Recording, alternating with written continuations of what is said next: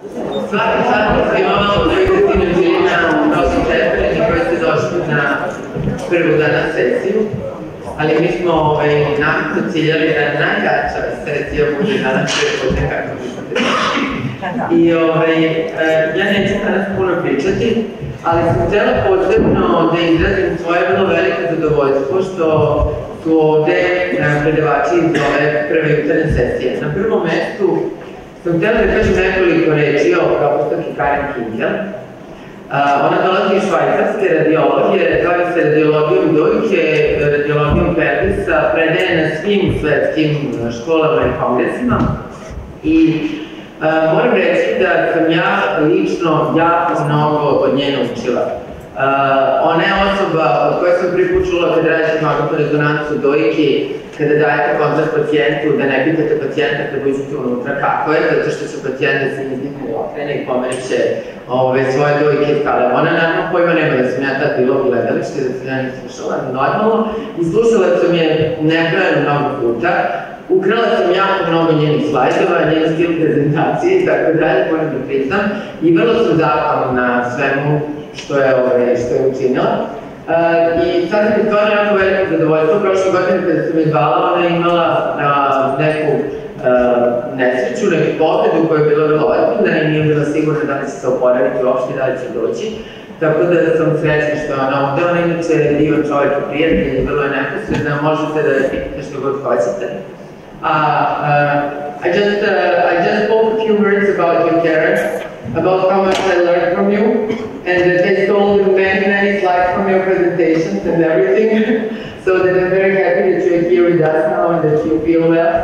And I really feel blessed that you're here with us, so thank you for coming, for joining us here. Please come on.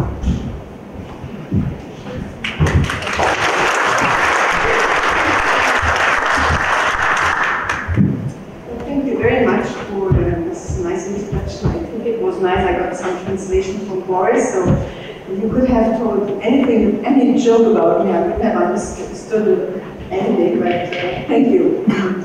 So we're getting my first slide.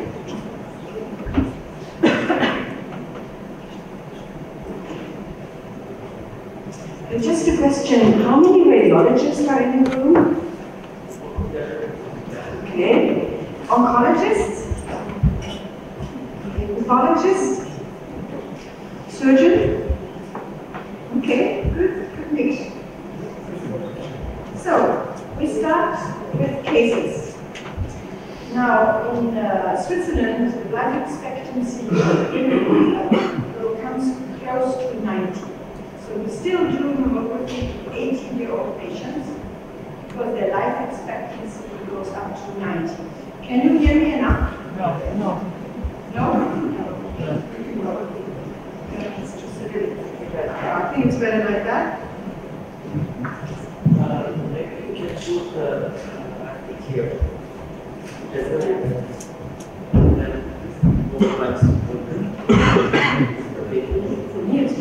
Now it's better. Now, I have an 80-year-old patient with a history of breast-conserving surgery in her left breast 30 years ago. She has had a normal mammography 2 years ago, and her primary care physician asked for a control mammography of both breasts. This is kind of normal to do only the control every 2 years, because she has had her breast cancer more than 10 years ago. So nothing special, but we don't stop at the age of 80, because she has a life expectancy of 90. Okay, so this is probably her last mammogram. Here is her mammogram, so of course you easily can see the scar over here, the architectural distortion here, and the other breasts which haven't gone through any surgery on the other side. You compare with the prior, scar basically the same. You compare the other breast, here the CC, looks pretty much the same. Now, we do tomosynthesis. Since 2015, I replace every single mammography by a standard tomosynthesis without doing the normal mammal before, just doing tomo, based on the studies of the Swedish and Norwegian group. So here you can see now the video of the tomosynthesis.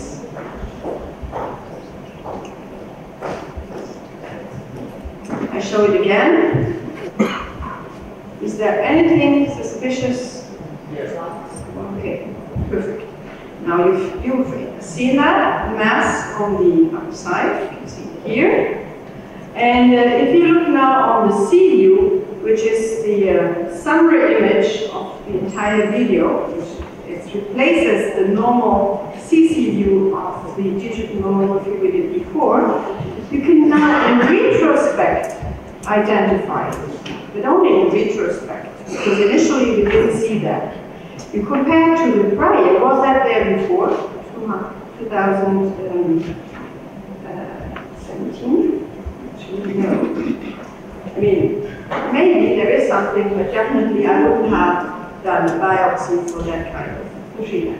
Now my question number one is, your best management option is number A, ultrasound, number B, MRI, number C, tomosynthesis guided biopsy, number D, controlled tomosynthesis in 6 months. Ultrasound? Yeah, ultrasound. It's the cheapest, the direct version that you go for. You have an abnormality on mammal, you will first do an ultrasound, because if this is accessible as an ultrasound guided biopsy, this will be quick, cheap, and a direct response. Okay, don't go for fancy things like that. Okay, here's our ultrasound. 2 orthogonal images.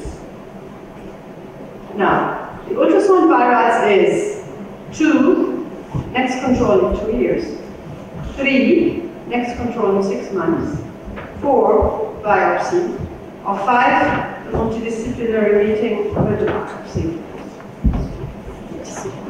Okay, I need C and okay.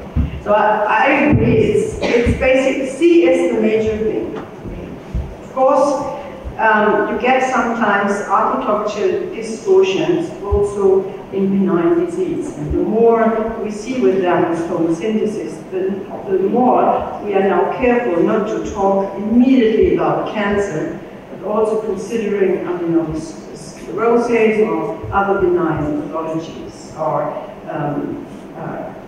radial scars, for example, have gone up a lot with this new technique. Now I would say it's C, biopsy. So now the next question is very important. Can you confirm that the ultrasound lesion is the same than the tomo lesion? Yes or no? So it should be, because it's in the same quadrant, but can you be 100% sure? I would say no. How could you be sure? Click. Very easy. We basically do a coaxial needle at the end of every difficult imaging guided biopsy. But difficult doesn't mean that it's difficult to do. It's sometimes difficult because the lesion cannot be clearly seen at the end of the procedure, but it's not a cyst. Or the sonographic guidance was used for a lesion detected at MRI or tomosynthesis, and that's the case here. The lesion was detected at tomosynthesis. We use ultrasound as a guidance, but we are not 100% sure that the ultrasound lesion is the same lesion we've seen on tomo. Okay? And sometimes we use clip placement also when we have multiple sonographic indeterminate lesions, just to make sure which was the one that underwent biopsy. So a post-tomography or a post-MRI is compared to the pre-biopsy tomography or pre-biopsy MRI, if it's under MRI guidance. Now here are the images. You see the lesion we detected is here. This becomes more fuzzy after the biopsy because we also introduced local anesthesia. But you can see that the clip is a little bit off. It's not where I would like to see it here. It's a centimeter more medial. Now that can happen with coaxial needle. usually the actinidia advances and leaves a track a little bit beyond the lesion. So the clip could potentially use that track and go a little further. Now the response was, the pathological response was invasive lobular carcinoma. Now the next question you have to answer is, imaging histopathological correlation. Is that result concordant? Yes or no? Yes, I agree. Because we have a malignant response to a suspicious mammographic image and to a slightly suspicious ultrasound image. This would have been also some benign disease. This was less suspicious than the tumor appearance of the lesion. So we have an invasive lobular carcinoma. Do we stop? Do we send the patient directly to the surgeon? 80-year-old patient, dense breast, you've seen that before. She has a contralateral scar. Okay. Now, let's see first, was tomography necessary to get the diagnosis of invasive lobular? We've seen that it was clearly visible on the tumor images, a little bit less visible on the CCU. Now, there is a higher detection rate of cancer all over with tomosynthesis compared to 2D mammography. It's about 2.5 more cancers of 1,000 cancers diagnosed with mammography. Now, if you check the area under the curve, the detection rate for invasive lobular cancer is significantly higher using tomosynthesis than using digital mammography alone. Could you give the references?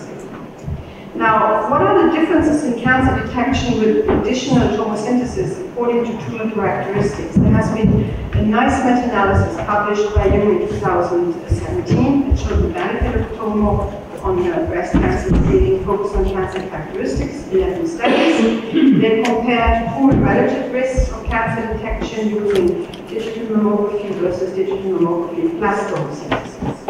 Now, adding tomosynthesis did increase the detection of all histologic types of invasive cancer. Ductal 1.4 relative risk and lobular 1.9. So that was the greatest increase in the rate of cancer detection. Now, tomosynthesis did not increase the detection of carcinoma in situ, which is actually not bad at all, because that's not particularly the one we wanted to increase with a more costly mammal, but more the aggressive ones. Okay. Now, is there an indication of breast MRI? Yes or no? Who is for yes? Who's for no? Okay. It's yes. Why? Because invasive lobular cancer is the best indication of breast MRI in diagnosed breast cancer patients. It has been advocated in the Roma consensus paper published by Sagnani in 2010 and also by some English studies that were done in 2015. So one of the reasons is that the incidence of the contralateral breast in 6 years is about 3.1%. In Geneva, it's 2% in 5 years, so it's pretty close. This study comes from Lanyon, published in England, Clinical Radiology in 2016. And the other reason why invasive lobular cancer is interesting to undergo preoperative breast MRI, because breast MRI predicts tumor size much better than mammography and ultrasound. You can see here the way how I present to my clinicians the result of the MRI. You know we have like 2,000 images, and it's very tough to read those images if you are not an expert. And the way how to summarize these things are to combine several slices in a thick one. So in the end you end up with 15 or 17 slices of the entire breast, both breasts. And that gives you an easier way of having a quick visual analysis of the breast. Here you can see we start seeing a cavity of biopsy here in the right, that's the right breast, that's the left breast. We see them from below. And you can easily see through those images the entire breast in a short amount of time. Now, for the radiologist, You can also actually look on the kinetics. What does kinetic mean? It's the way how the contrast media goes through the breast, quickly or slowly. The quicker it goes and the more it leaves actually the breast, we call it a washout, which is highly specific for cancer. But unfortunately, this typical feature is not or rarely present in invasive lobular cancer, where we usually have progressive or toe curves. Now, this can, instead of doing multiple curves in a volume, we can represent that in color-coded maps. And that's what you see on the right side, where we have a heterogeneous map in the upper outer quadrant, which corresponds to this tumor here. It's a segmental enhancement. You see the clip from the previous biopsy. And you see some other enhancement here, which is in the lower inner quadrant, which is red. And my question is this a unifocal, unicentric cancer? A bifocal, unicentric, a bifocal, multicentric, or a bilateral? Unifocal here. So that means that you intercented this little spot here, and you are absolutely right. This is a small mass with smooth borders and a dark septation here. It is very close to a vessel, and it's red, which means blood comes in quick and comes out. But that could be initially a suspicious finding, but because it's in this kind of structure, we know that's a typical lymph node. And especially in a patient who just underwent biopsy, lymph nodes who pump up after biopsy in the breast are totally normal. So they should not undergo additional biopsy, especially not MRI, which is very costly. You can easily confirm that with an ultrasound that there is actually a lymph node. Now, the preoperative size determination of invasive lobular cancer has the largest under- and overestimation with tomosynthesis. So tomosynthesis actually depicts it, but then it's very bad in telling how much cancer there is. So that's the reason why MRI is really important in those patients if you want to do breast conservative surgery, which was done in that patient and confirmed a 3 centimeter large cancer. Now, MRI is actually better than tomosynthesis and ultrasound combined for the detection of tumor sites, and I gave you here the corresponding references. Now, the teaching point is, for that case, we have an increased detection of invasive lobular cancer with tomosynthesis, and the best tumor size measurements we get actually with MRI. Okay, for that case, no question. Can I go to the next one? We have a 50-year-old patient with high familial risk, which means sister and mother at the age of 14. She didn't want to undergo any genetic screening at the time I saw her.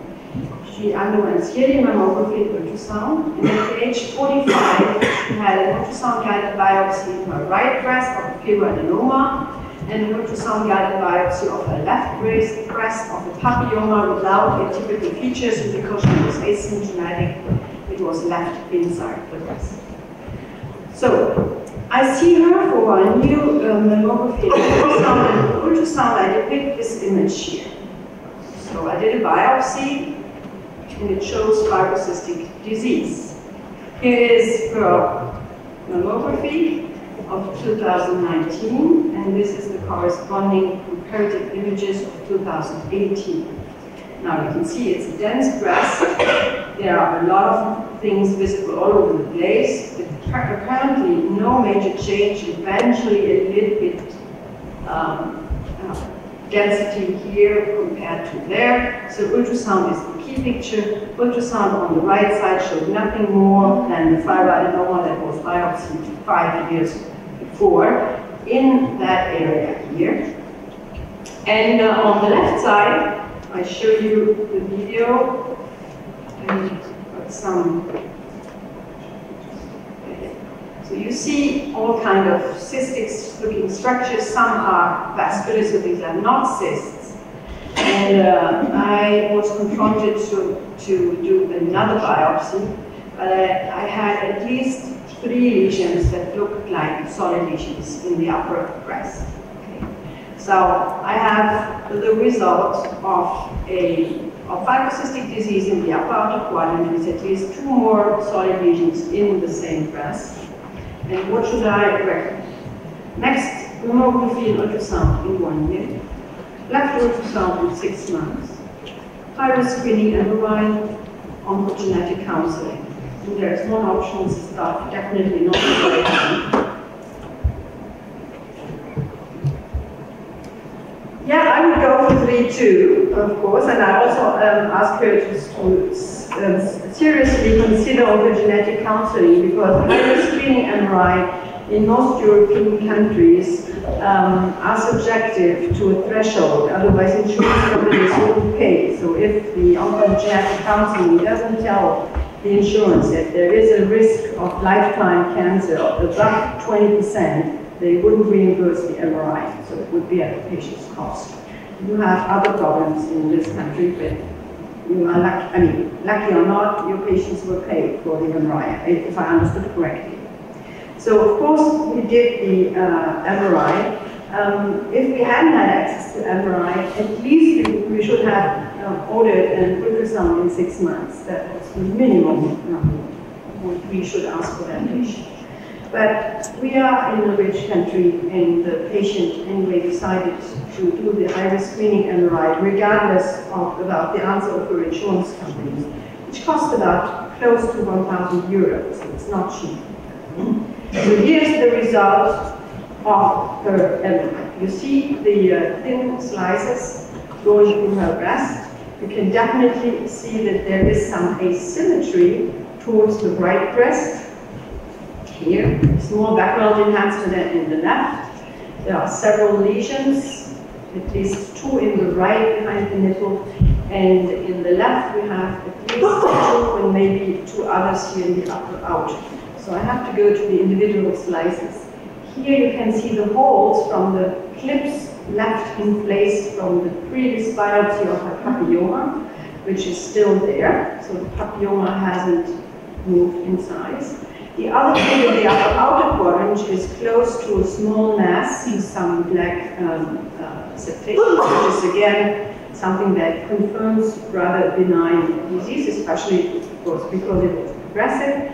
And then I have this newly enhancing mass here, which doesn't correspond to the fibroadenoma, which is located in another spot I'll show you in a moment. So complicated MRI case where you have to go lesion by lesion to biopsy per lesion. And this is the one I assessed as benign, according to the biopsy in the upper outer quadrant.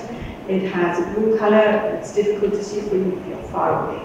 Now, on her right breast, we have 2 masses, one new here in the lower inner quadrant, which was some washout here, and we have these blue lesions behind the nipple, but more laterally, which correspond to this ultrasound lesion here, which was biopsy for fibroadenoma. So that was called biopsy 2, and that was called biopsy 4. Okay. Now, what are your management options? You recommend bilateral mastectomy. You compare with prior ultrasound images and redo a second ultrasound. You organize a multidisciplinary meeting. You biopsy all lesions under MRI guidance. B. Always go for the simple, straightforward ultrasound. You need to know whether this new lesion in her right breast is something you can biopsy under ultrasound guidance or not. So what I do usually is a drawing. I draw all the lesions on MRI, and then I put the corresponding images of ultrasound close to them, at least in my head. That's what I'm doing. So this is the one that I didn't show you the MRI image, but it's basically the same fibroadenoma. Here it is. That's the one that is this one. And for this lesion, I did an ultrasound very thoroughly. It's one of my best friends, by the way, and always like that. I couldn't find anything. I spent half an hour, nothing to see.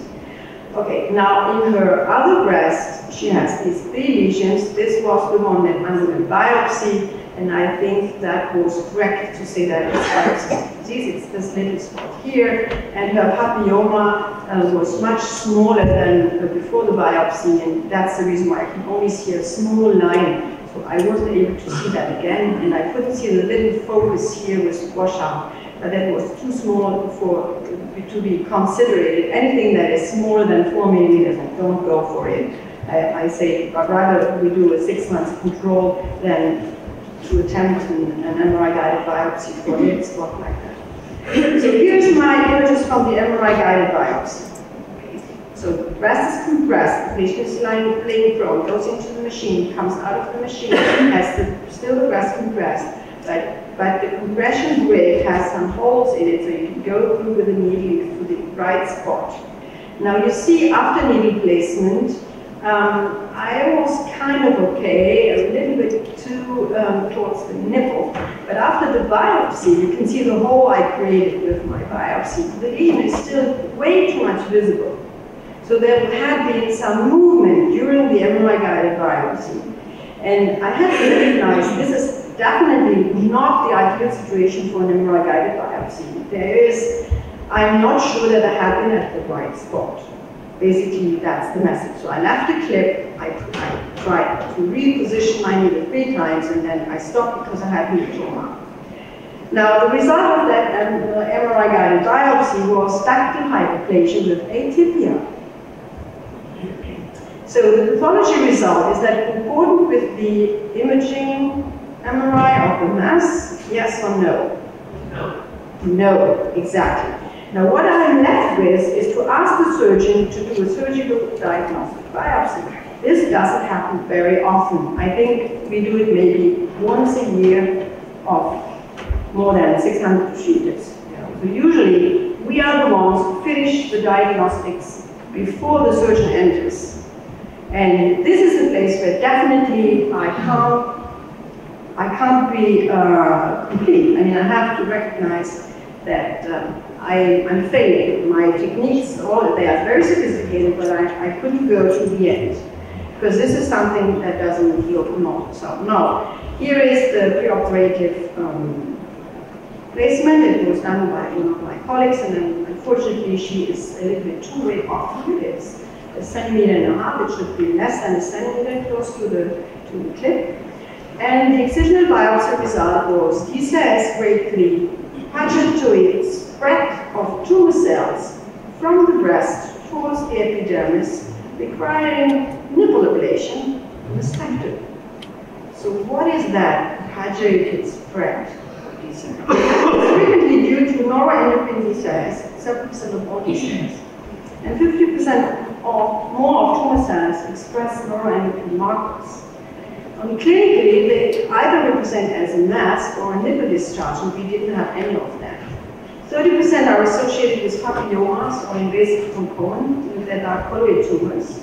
And the final histopathology mastectomy result in that patient was DCIS grade 3 in the nipple and the lower quadrants without invasive foci, and the fibroadenoma with DCIS colonization.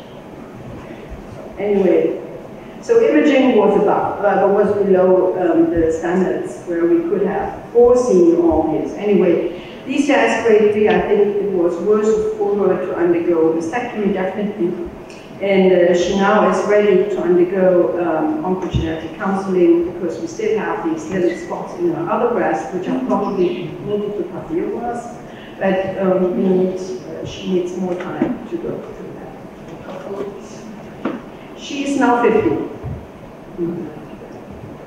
Now the teaching point here is trust your gut feeling. If you think that ultrasound-guided biopsy is not what you think it should be, leave a clip whenever there are multiple lesions.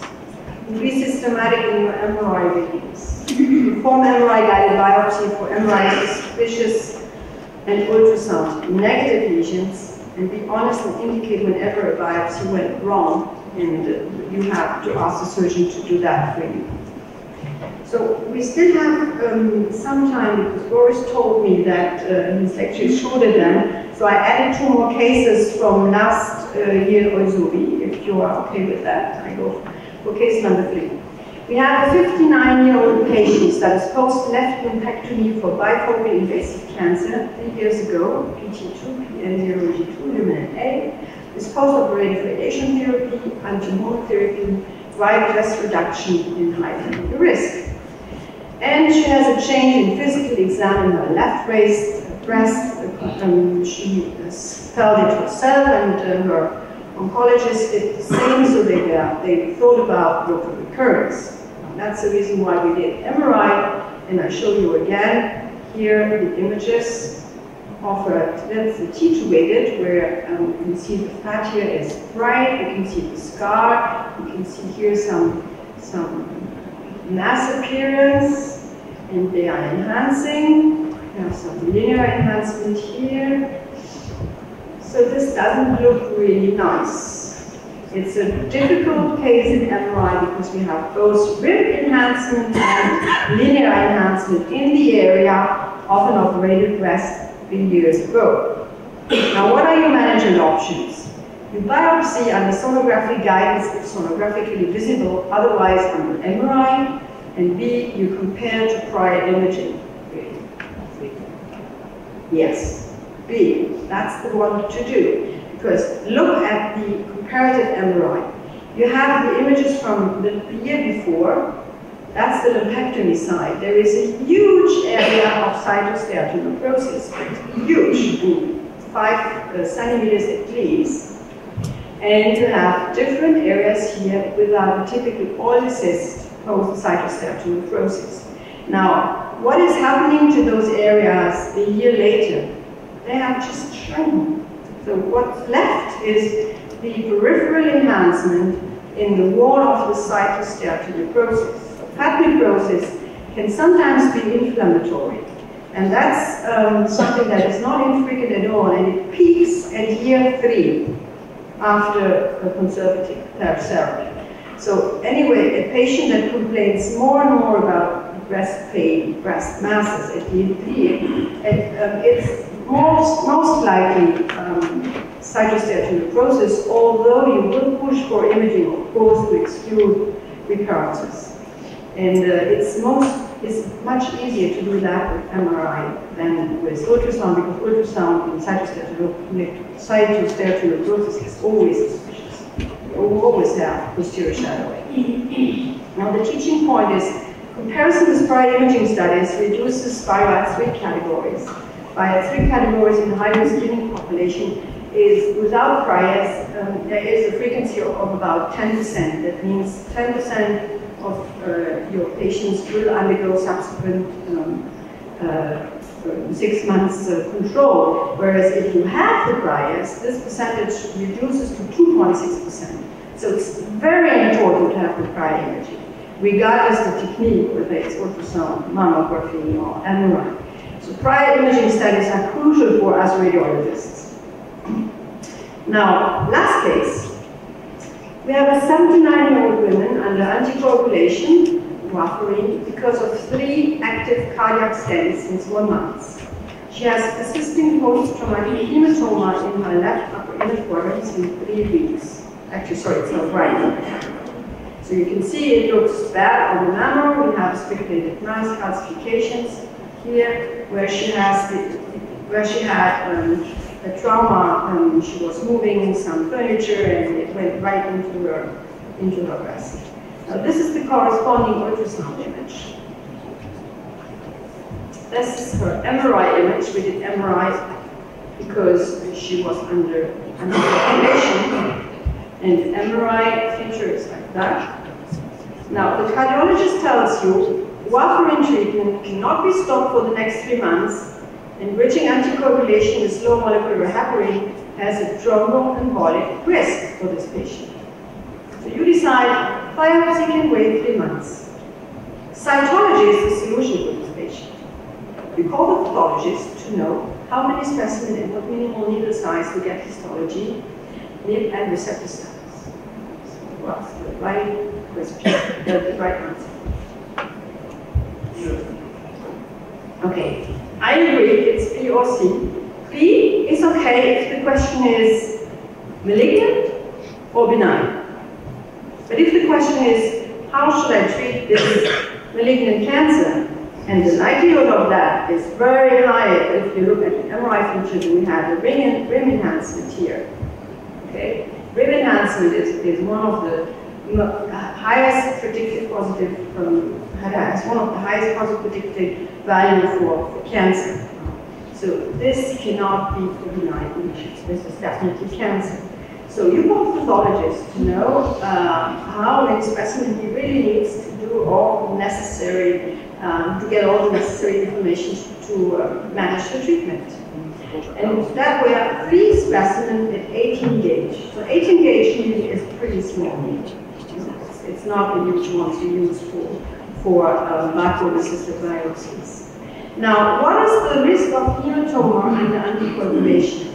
And there had been a nice paper in the American Journal of Radiology in 2013 with 670 breast biopsy procedures, where 102 of them were under anti-thrombotic therapy with a 9 to 14 gauge, or much larger needles on the ultrasound guides.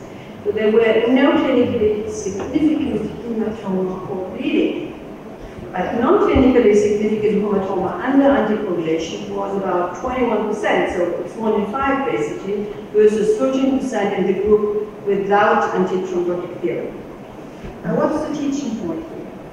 So interdisciplinary communication is important, for example, between pathologists and radiologists. So breast biopsy is considered at low risk for severe hemorrhagic complication under anticoagulation therapy. And it's actually possible with caution, for example, ice just at the end of the procedure and a compression band for 24 hours around the chest without interrupting therapy and therefore avoiding the thrombosis and the delay in the diagnosis. Now, are there any comments on the cases? Can you feel free to ask me some questions?